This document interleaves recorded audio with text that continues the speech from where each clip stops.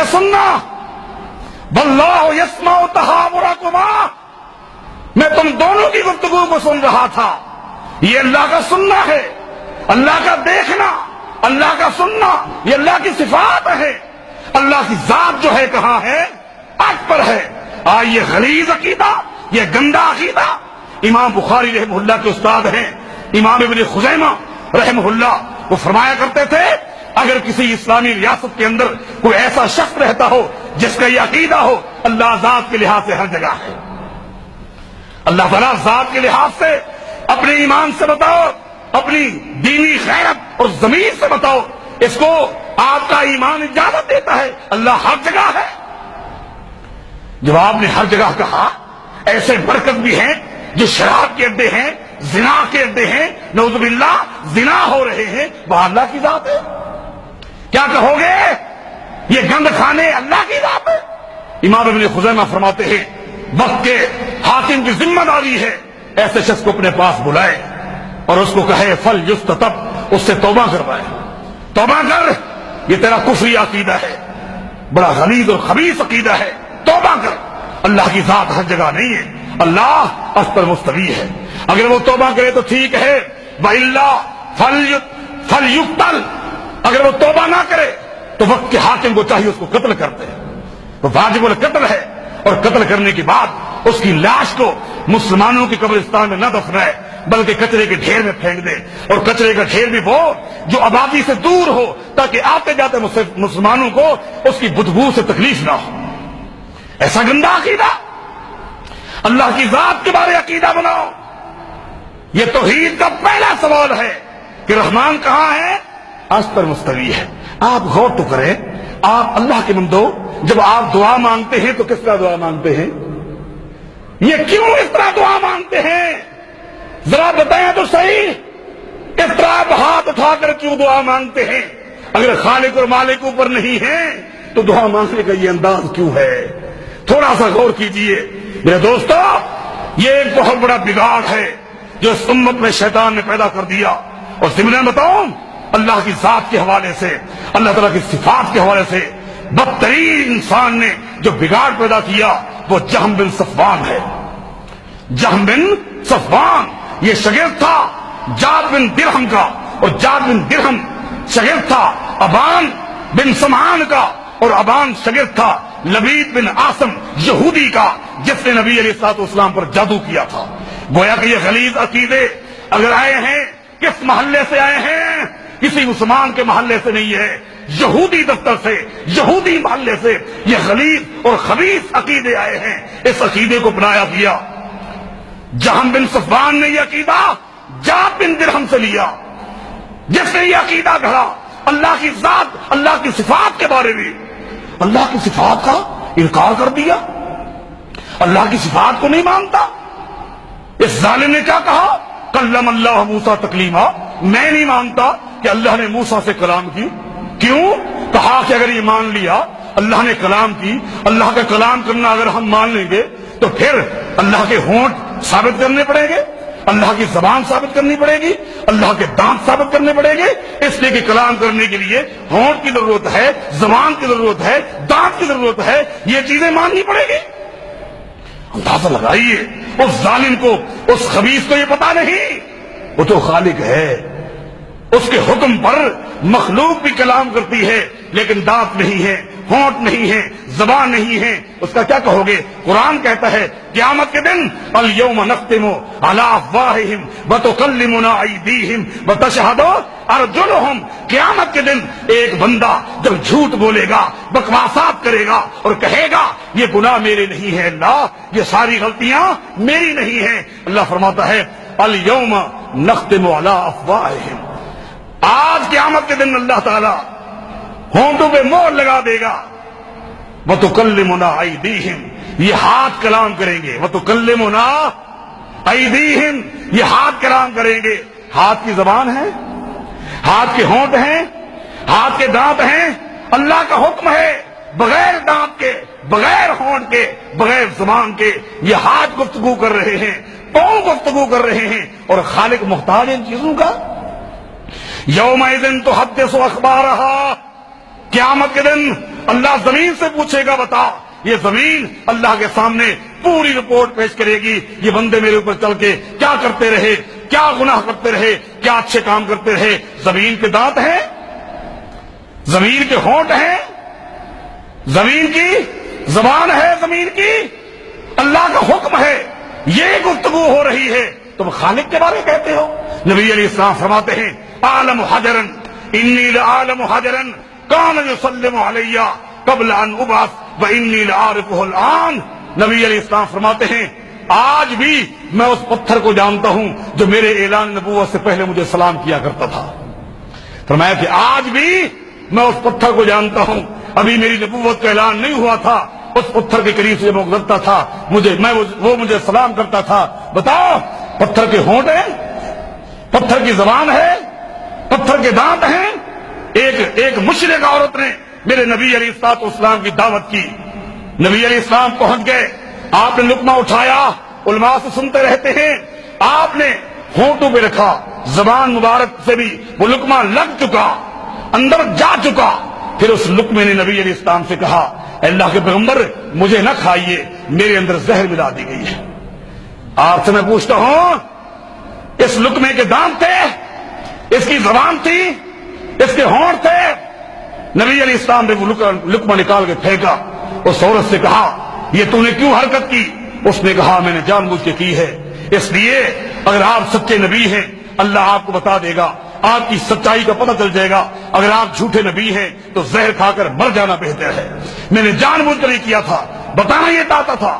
نبی علیہ السلام مکہ المکرمہ سے مدینہ طیبہ پہنچ گئے، مسجد نبوی بن گئی۔ نبی علیہ السلام کھجور کے ایک خشک تنے کا سہارا لے کر خطبہ دیا کرتے تھے۔ کچھ عرصے کے بعد صحابہ کرام نے ایک قیمتی لکڑی کا منبر نبی علیہ السلام کے لیے بنا دیا۔ آج آپ کی زندگی کا پہلا دن ہے، یہ کھجور کا خشک تنا ایک سائڈ پہ کھڑا ہوا ہے، نبی علیہ السلام نے اس منبر پہ کھڑے ہو کر خطبہ شروع کر دیا۔ صحیح بخاری اٹھاؤ، جس وقت نبی علیہ السلام نے منبر پہ کھڑے ہو کر خطبہ شروع کیا، فصاحت النخلۃ سیاہ الصبی، جس طرح ایک معصوم بچہ اپنی ماں کو جدا پاتا ہے تو چیخے مار کر جھاڑے مار کر روتا ہے، وہ کھجور کا خشک تنا رونے لگ گیا۔ نبی علیہ السلام کی جدائی کو برداشت نہ کر سکا، حتیٰ کہ حدیث میں آتا ہے نبی علیہ السلام خطبے کے دوران آپ منبر سے اترے، فضمہ الیہ، حدیث کے الفاظ ہیں نبی علیہ السلام نے اس خشک تنے کو اپنے سینے کے ساتھ لگایا، جب لگایا فجعل یؤنن انین الصبی الذی یسکن، جب نبی علیہ السلام نے اس کو سینے کے ساتھ لگایا تو جس طرح ایک روتے ہوئے بچے کے سر پر ہاتھ رکھ دیا جاتا ہے تو سسکیاں بھرتا ہے، کھجور کا وہ تنا سسکیاں بھر کر رونے لگ گیا۔ اور نبی اسلام نے فرمایا اگر میں اتر کر اس کو سینے کے ساتھ نہ لگاتا تو یہ کھجور کا خشک تنا قیامت تک روتا رہتا۔ میں بتانا چاہتا ہوں کھجور کا خشک تنا رو پڑا، روتا رہا۔ اس کھجور کے خشک تنے کے دانت تھے، ہونٹ تھے، زبان تھی، یہ تو مخلوق ہے، تم خالق کے بارے یہ ذہن بناتے ہو؟ کیسی گندی ذہنیت! خالد بن عبداللہ گورنر نے جب اس کو پکڑا، جاد بن درہم کو اس کو باندھا، اور قربانی کا دن جو تھا عید الاضحیٰ کے موقع پر آیا، اس نے آ کر عید کی نماز پڑھائی، اس کے بعد عید کا خطبہ دیا۔ خطبے کے بعد کہا لوگوں نماز ہو چکی، عید کا خطبہ ہو چکا، تم جاؤ اپنے اپنے گھروں میں جا کر قربانی کرو۔ آج قربانی کے لیے میں نے جاد بن درہم کو باندھا ہوا ہے، یہ خبیث کہتا ہے کہ اللہ نے موسیٰ علیہ السلام سے کلام نہیں کی تھی، آج اس کی قربانی کروں گا۔ مصلی سے اٹھا اور چھری پھیر کر جاد بن درہم کو ذبح کر کے رکھ دے گا۔ یہودیت کی سازش، اللہ کی صفات کے حوالے سے کہیں سرے سے انکار نہیں مانتے، کہیں صفات کو مانتے ہیں، صفات کے معنی کو نہیں مانتے۔ ہم ید کو مانتے ہیں، ید کا معنی ہاتھ نہیں مانتے۔ اللہ کا جسم ثابت ہو جائے گا تو پھر کیا ہے؟ تعویل کریں گے۔ کیا تعویل؟ کہ تعویل یہ ہے کہ ید کا معنی ہاتھ نہیں ہے بلکہ قبضہ قدرت ہے۔ حضرات آج بھی اپنے محلے میں نوٹ کرو، اس طرح کی تعویلات کرنے والے مولوی آپ کو بھی آج ملیں گے، یہ گندے خبیث جراثیم آج بھی آپ نظر آئیں گے کہ وہ کہیں گے جب بھی یہ حدیث پڑھیں گے والذی نفسی بیدہ کہ اللہ کے پیغمبر فرماتے ہیں مجھے اس ذات کی قسم ہے جس کے ہاتھ میں میری جان ہے، وہ یہ معنی نہیں کریں گے بلکہ وہ معنی کریں گے اس ذات کی قسم ہے جس کی قبضہ قدرت میں میری جان ہے۔ قبضہ قدرت تعویل کریں گے، ید کا معنی ہاتھ نہیں کریں گے، تعویل کریں گے۔ کیوں تعویل کرتے ہو؟ اللہ کے بندو، اللہ تعالیٰ کی صفات کو مانو، ان معنی کے ساتھ مانو۔ جب معنی نہیں مانو گے تو آپ کو پتا کیسے چلے گا؟ تم جو کہتے ہو اللہ کو سمیع مانتے ہیں، سمیع مانتے ہیں بغیر سم کے، بصیر مانتے ہیں بغیر بصر کے۔ سمیع تو مانتے ہیں، سماع نہیں مانتے، بصیر مانتے ہیں، بصر نہیں مانتے، تو پھر اللہ کے بندو قرآن نے کہا فدعو بہا، فدعو بہا، اللہ کو پیارے پیارے ناموں سے پکارو۔ اگر مانا نہیں کرو گے تو پھر معنی کو ہٹا دو گے تو پھر اللہ کے آگے دعا کس طرح کرو گے؟ جب تک آپ اس کو نہیں سمجھو گے کہ اللہ تو غفور ہے، اللہ تو بخشنے والا ہے، میرے گناہ معاف کر دے، جب تک غفور کا پتہ نہیں چلاؤ گے کہ غفور کس کو کہتے ہیں، غفور کا معنی کیا ہے، اللہ سے بخشش کی دعا کیسے کرو گے، جب تک آپ کو پتہ نہیں چلے گا کہ رحیم اللہ کی صفت ہے، رحیم کا معنی کیا ہے، رحمت والا، مہربان، اس وقت تک دعا کس طرح مانگو گے؟ تبھی تو دعا مانگو گے اے اللہ تو مہربان ہے، اے اللہ تو رحیم ہے، مجھ پہ رحم فرما۔ جب تک اللہ کو سمیع سماعت کے ساتھ نہ مانو گے اور بصیر بصر کے ساتھ نہیں مانو گے، اس وقت تک گناہوں سے کیسے بچو گے؟ ہاں یہ تبھی ہو سکتا ہے لوگوں کو زانی، چور، بدکار بنانے کے لیے یہ تعویلیں کی جا رہی ہے۔ ایک آدمی گناہ کرنے کے لیے جا رہا ہے، اگر اس کا عقیدہ ہو کہ اللہ دیکھ رہا ہے، اللہ بصیر ہے بصر کے ساتھ، تو خوف آئے گا، ڈر آئے گا کہ گناہ نہ کروں، اللہ تو دیکھ رہا ہے۔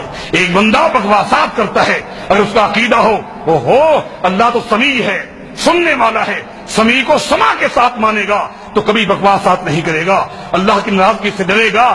جب اس کو پتہ چل جائے وہ سمیع تو ہے بغیر سماع کے، بصیر تو ہے بغیر بصر کے، تو میرے دوستو برائی عام ہو جائے گی، بے حیائی عام ہو جائے گی، اللہ کے ساتھ تعلق ختم ہو جائے گا۔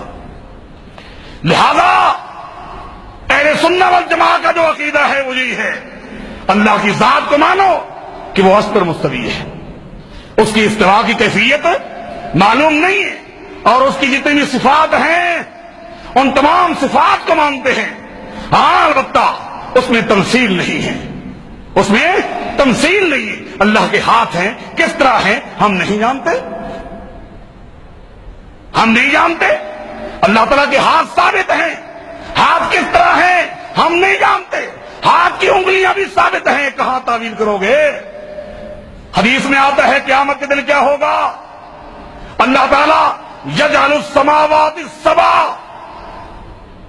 فی اصبعین، قیامت کے دن اللہ تعالیٰ ساتوں آسمانوں کو ایک انگلی پر اٹھا دے گا، اللہ اکبر، والارضین فی اصبعین، اور ساتوں زمینوں کو ایک دوسری انگلی پر اٹھا لے گا، والشجر فی اصبعین، تمام دنیا کے جتنے درخت ہیں ان تمام کو ایک انگلی پر اٹھا لے گا، والثری فی اصبعین، سمان دریاؤں کو اور سمندروں کو اللہ ایک انگلی پر اٹھا لے گا، وسائر الخلق فی اصبعین، اور باقی پوری مخلوق کو ایک انگلی پر اٹھا لے گا۔